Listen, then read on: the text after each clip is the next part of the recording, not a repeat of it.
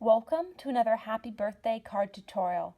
This design is rather simple and uses rhinestones to add a little bit of extra sparkle and accent to the card.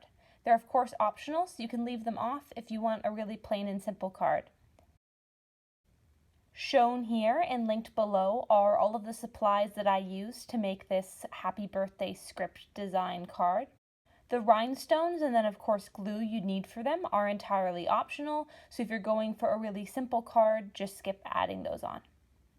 The first step is to take your pencil and draw out the design on your base cardstock or paper. I've included a link to a free template in the description box below. Once you have everything drawn out in pencil, the next step is to simply outline everything using a thin black pen.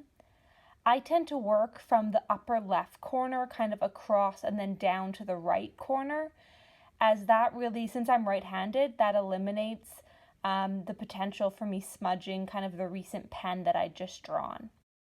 A really easy way to customize this card in design would be to simply change the color pen that you're using. And then as the final step in outlining everything, I just rotated the card to do the tops of the letters to try to get those as straight as possible as I was freehanding them in. If you want them really straight, just simply use a straight edge or a ruler for this step.